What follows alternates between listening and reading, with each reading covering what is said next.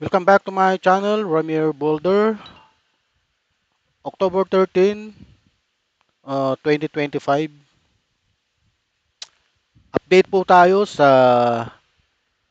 rally kahapon na inorganize ni Kiko Saltik Barsaga. Nag-organize po siya ng rally na anti-Marcos. Anti-Bongbong Marcos rally. Nakita ko po yung rally. May mga tao pero hindi gaanong makapal. Hindi po talaga kinakagat ng tao. Yun panawagan nilang pagpapabagsak kay BBM. Ano po? Bago po tayo magtuloy-tuloy, don't forget to like and subscribe to my channel, Ramir Boulder, for the latest update and exciting content. Ito po. Uh,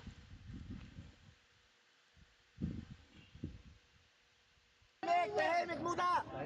Tahimik! Kung magsasabay-sabay! Tahimik! Makinig ang lahat! Tahimik!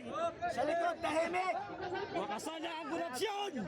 Tahimik ka muna, tahimik muna.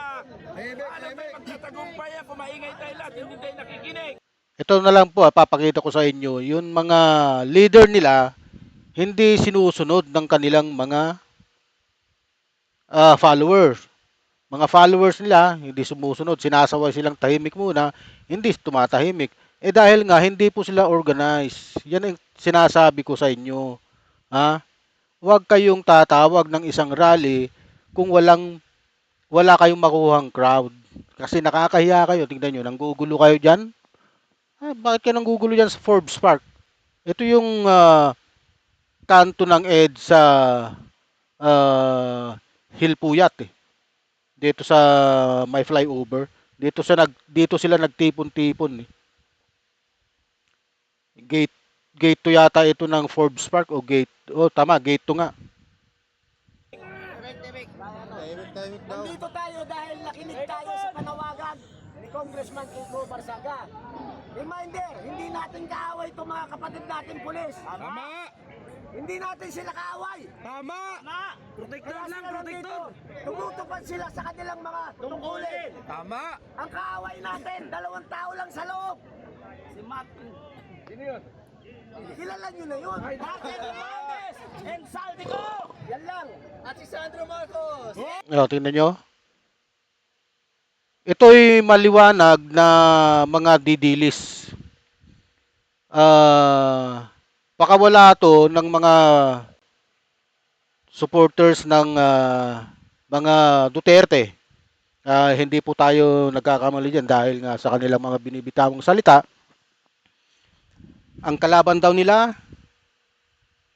si BBM, si Martin Romualdez, at saka si Sandro Marcos. Paano nila naging kalaban 'yon? Ano ba ang ginawa ng taong 'yan sa inyo? Maaari pa si itong si Romualdez, yung dating speaker, dahil nasasangkot po ito sa anomalya ng flood control project anomaly, ano? Patuloy po tayo. Megapon! Megapon! Megapon! Anong boses? Megapon! Megapon! Mag-isip kayo, gamitin ninyo ang puso at isip ninyo. Hindi! Yung ipi lang nila kung may Kahit na, gamitin ninyo ang puso at isip ninyo. Pakinggan ninyo ang hinaing ng taong bayan. Sapagkat ang apektado dito ay ang taong bayan. Kahit kayo. Hindi taong bayan apektado dyan, kayo ang apektado. Ha? Ikaw, sino ba itong tukmol na may patali-tali pa sa hulo? At saka itong tukmol din na isa ng ito. Bali, 2 na. Ito, 3 na yung tukmol dito. Hindi ko kilala itong mga to eh. Ito lang kilala ko si Saltik Barsaga eh. Minsan, ang inyong mga sweldo, ang inyong mga ITM ay nakasanla pa. Dahil sa mga kagagawan ng mga politiko nating magnanakaw. Ano? Ibig mong sabihin, inutusan ka ng mga politiko na isang layong ATM mo? Aba, bobo ka pala eh. Tukmol ka pala eh. Ang sabi mo, Sila ang dahilan kung bakit nakasangla ang ATM mo o ang ATM ng iba. Bakit? Inutusan ba kayo ng mga politikong yan na isangla nyo yung kanyang mga ATM? Eh, wala pala sa hulog yung pinagsasabi mong tukmul ka eh. Kailan pa kayo magising sa katotohanan? Oh? Walang nakasaad sa konstitusyon natin na kampihan ninyo ang mga politikong magnanakaw. Tawagan mo si Gian Torre! Ang Si Gian nakasaad Torre! sa konstitusyon natin ay protektahan ninyo ang ordinaryong Pilipino na siyang nagpapasweldo sa inyo. Tama! Tama! Hanggang Mali! Paano hindi naman nakasaad sa konstitusyon yung sinasabi mo eh? kailan kayo maging bingi-bingihan? Hanggang kailan kayo magbulag-bulagan sa nangyayaring panakawan sa ating bansa?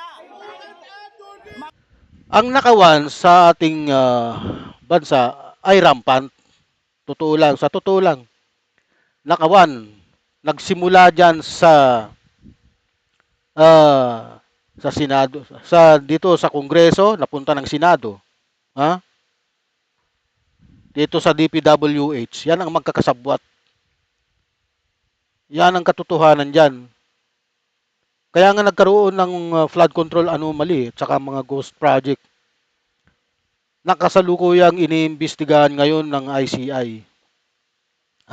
Independent Committee for Infrastructure na created ni PBBM, no? Yan po. Mga anak ninyo, mga asawa ninyo, naapektuhan din. Protect the people! Kami galit sa mga kapulisan. Ang nais lang po namin magising kayo sa totohanan. Gamitin ang puso, huwag ang utak. Huwag kayo magpadala sa perang ibabayad sa inyo ng mga magnanakaw na politiko. Wala yung megaphone. Hawakan ninyo ang dignidad at prinsipyo na meron kayo bilang isang Pilipino. Wala megaphone! Pakitawag si Madam Joey, may megaphone si Madam Joey. Alam ka muna dyan sa puso.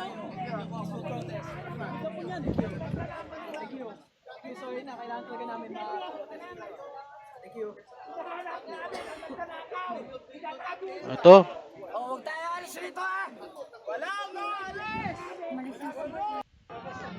Iniwan na sila ni Barsaga, hindi na nakatis, hindi na nakapagsalita. Paano? Walang ganong sumusuporta sa kanila eh. May tao, oo. Pero hindi sila talaga pinapansin ng crowd. Binubusinahan pa nga sila ng mga nagdadaang mga sasakyan. Dahil nakakaabala sila sa kalye. Ha? Itong panawagang rally na anti-Marcos, ito yun mga taong gustong magpabagsak sa administrasyon ni PBBM. Walang iba ang may kagustuhan nito kundi mga Duterte. Ito yun mga yun. Hindi po talaga anti-corruption rally ito. Anti-Marcos. Hindi naman sabit si PBBM sa korupsyon eh. Siya nga ang nagbulgar ng korupsyon sa sarili niyang administrasyon dahil nakita niya ang korupsyon napakalalim na, napakalawak na po ng korupsyon. Walang presidenteng gumawa niyan na pinaimbestigahan niya mismo ang kanyang sariling administrasyon. Si BBM lang. Kaya nga po siya nag-create ng ICI, yung Independent Committee for Infrastructure, na tututok sa mga pag-iimbestiga ng mga anomalyang ito. Ang gusto nitong mga grupong ito, ng mga tukmol, pababain si BBM at pumalit si Sara Lustay Duterte. Isabit nga ito sa confidential fund. Oh? Hindi niya nga may paliwanag, mga kababayan, no? Hanggang sa in-archive na lang yung kasong yun, yung impeachment trial ni Sara Duterte.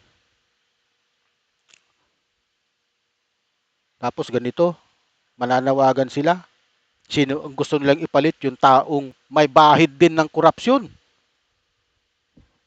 Si Bongbong Marcos walang bahid ng korupsyon to eh.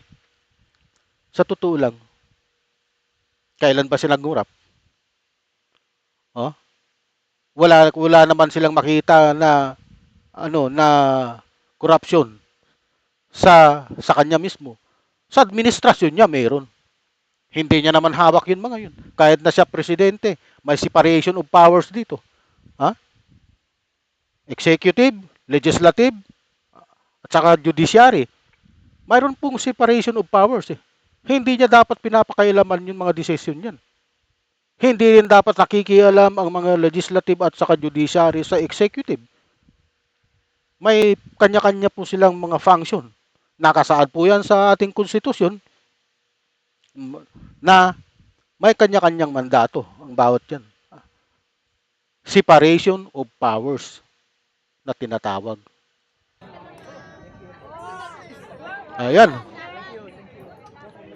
Nagpapaalam na po dito si Barsaga. Hindi po siya nakapagsalita. Kaya tignan mo, kung talagang ikaw ay malakas sa tao, dapat makakakuha ka ng crowd eh. Papansinin ka ng taong bayan. Hindi. Itong organizer ng rallying ito, saltik. Walang ginawa sa kongreso, kundi manutok ng camera sa mga kasamahan niya.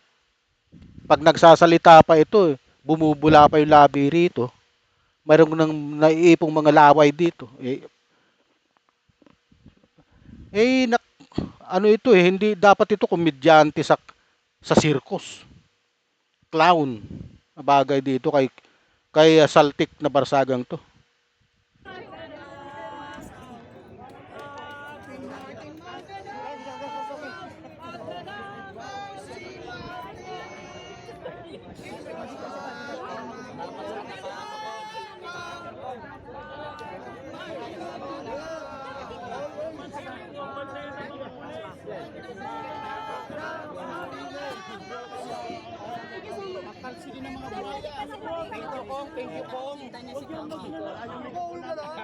Ito pala yung gate 1, yung sa may Petron po ito.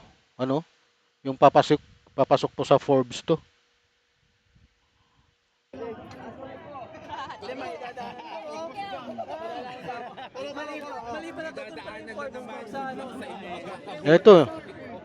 Ito mga DDS vlogger po ito. Kaya po ako talagang DDS po ito. Organizer po nito, ito, mga DDS. Sa Fort Worth, Dasmariñas Village pala to, kaya maling venue. Thank you. Tignan mo? Thank you, Tom. Maling venue. Paano nga, hindi nga kayo marunong. Oh. Oh. Ngayon, maraming salamat. Ito na! May mega po yung pulisira dito saan. Pera ng flood control, ito na! May deliver ka ba? Putang-ina niyo! Mahanap ka na! Ando si Trixie Cross Angeles nandito rin. Mapit na! Alam na! Lumabas kayo! Putang-ina niyo! Lumabas kayo! Nakakapal ang mukha niyo!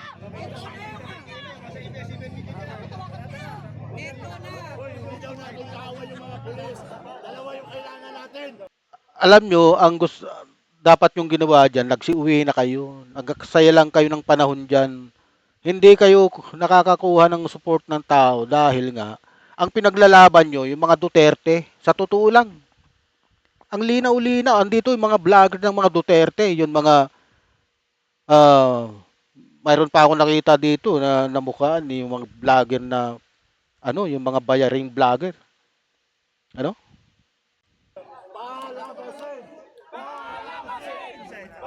Oh. Sinong papalabasin nyo dyan? Daga? Ipis?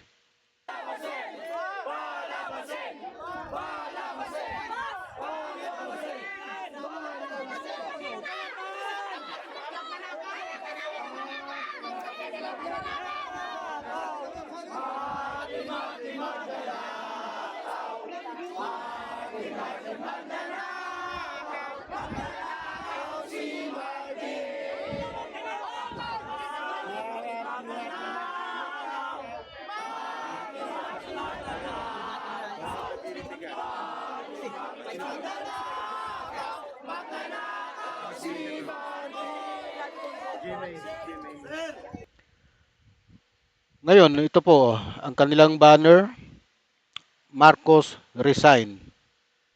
Malinaw po na ito ay mga DDS, Duterte diehard supporters. Nakita ko rito sa crowd na to, si Trixie Cruz Angeles, tapos yung mga vlogger ng mga didilis. So, ano pa ang kikita mo dito sa mga ganitong klaseng rally na walang iba ang kanilang hangarin kundi pababain si Marcos, paupuin si Sara na punong-puno ng bahid ng katiwalian. Nandyan yung nanuhol sa DepEd ng mga empleyado ng DepEd, sinuhulan niya. Andyan yung paggamit ng confidential fund na ang recipient kakaiba mga pangalan. Alam niyo na po, siguro kung ano yun. Yung isang recipient niya na popular na recipient niya na si Mary Grace Piatos na wala naman, hindi naman nakatala sa PSA. Oh? May guidelines po na sinusunod dyan pagdating sa pagtanggap ng confidential fund. Yung mga recipient dapat rehistrado sa PSA. Oh, yung tunay, hindi gawa-gawang pangalan. Yung tunay na pangalan, yan po ang guidelines yan. Pero tingnan mo ang ginawa nila. Ha? Ewan ko ba, bakit maraming kumakampi sa taong nakagawa ng pagkakamali? Okay lang kumampi. Kasi gano'n naman talaga tayo. Hayagan na nga na ipinakita sa sambayanan, inimbestigahan ng Quadcom. Ganto, ganyan. Ipinakita yung mga ebidensya. Ayaw pa rin nilang maniwala. Aba, iwan. Hindi kami mga anak pawis. Pero kanina pa kami. Kami pawis lang.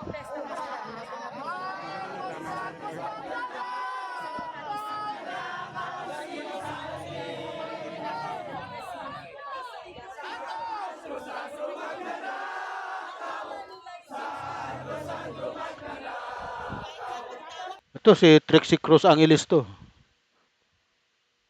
Sino pong nakakakilala sa inyo diyan, ano? Kaya ito talagang supporters ng mga Duterte to. Walang duda.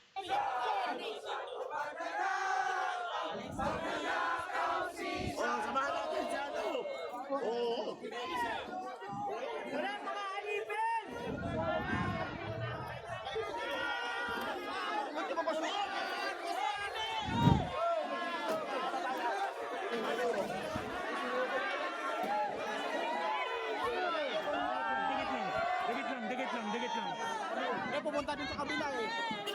Wala kayong makukuha ang suporta pag ganyan ang mga rally nyo. Alam nyo po, si Community Representative Kiko Barsaga, pinangunahan po yung anti-Marcos rally outside ng Forbes Park Village in Makati City. Noong October 12, 2025, the rally which called the President Bongbong Marcos resignation was attended by around 100 protesters, according to the National Capital Region Police Office in CRPO. Over 2,000 police personnel were deployed in the area to ensure the security. Ayun. Ang detalye po ng rally, the protest started at 10 p.m. and ended peacefully around 4 a.m. Biro mo, alas 10 ng gabi, natapos ng alas 4 ng madaling araw, with the protesters lighting candles for a prayer vigil before dispersing. Oh. Police, despite the small turnout, the police presence was significant, with Barsaga mentioning that Interior Secretary John Vic Romulia had authorized the use of firearms if necessary. If necessary. Siyempre, paano pag may naglabas ng baril dyan? Oh? Oh. The rally is part of an ongoing series or protest led by Barsaga, who has been vocal about their allegation of corruption against the Marcos administration, partially regarding the flood control project. Ikaw, Barsaga, maglabas ka ng ebidensya mo kung talagang kasama si BBM sa mga anomalyang ito, sa corruption na ito, yung anti-Marcos ay yung ah, flood control anomaly. Ano? Ngayon, kung napatunayan mo na talaga siya ang mayroon siyang kinalaman sa mga anomalya ng flood control ghost project, alam mo ang gagawin ko, sasama ako sa iyo. Patunayan mo lang. Kumuha ka ng dokumento na nagpapatunay na kasama si Bongbong Marcos sa anomalyang ito. Hmm? Kiko Saltik Barsaga, kailangan mong patunayan. Baka sakali makonvince mo ko. Hindi po pwede yung salita ka ng salita na wala ka namang ebidensya. Ang ugat ng korupsyon, ayon sa iyo, ay sa Malacanang. Patunayan mo. Asaan ang resibo mo? Hindi po pwede yung puro tayo putak ng putak, taktak ka ng lagatak ka ng lagatak.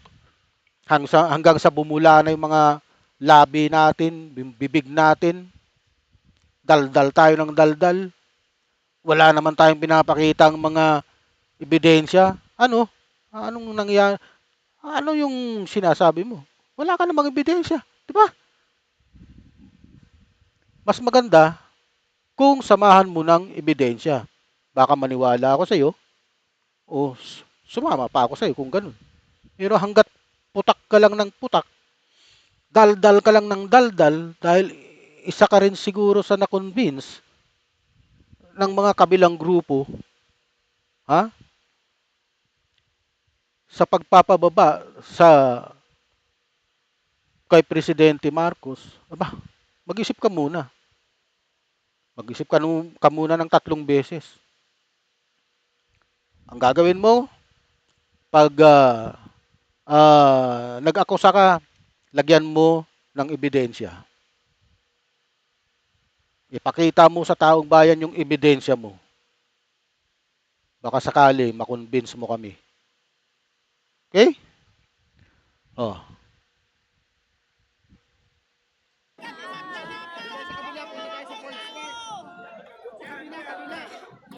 Kaya tayo hindi umaasenso eh. Ang bansa natin talaga hindi mahirap. Napagnanakawan lang ng mga politikong ganid sa kapangyarihan. Mga politikong walang ginawa kundi magnakaw sa kaban ng bayan. Kawawa ang mga Pilipino. Kawawa yung mga susunod na henerasyon. Kaya nga sinabi ko sa mga kabilang vlog ko pa, na kailangan na pong maputol ang ganitong klase ng sistema, yung pagnanakaw ng mga politiko. Hanggang dito na lamang po, huwag niyo pong kalilimutan na mag-like at mag-subscribe sa aking channel for the latest update and exciting content. Huwag na po kayong magpa-delay-delayed. Huwag na po kayong magpatumpik-tumpik. I-like nyo na, subscribe nyo na. Marami pong salamat sa inyong lahat.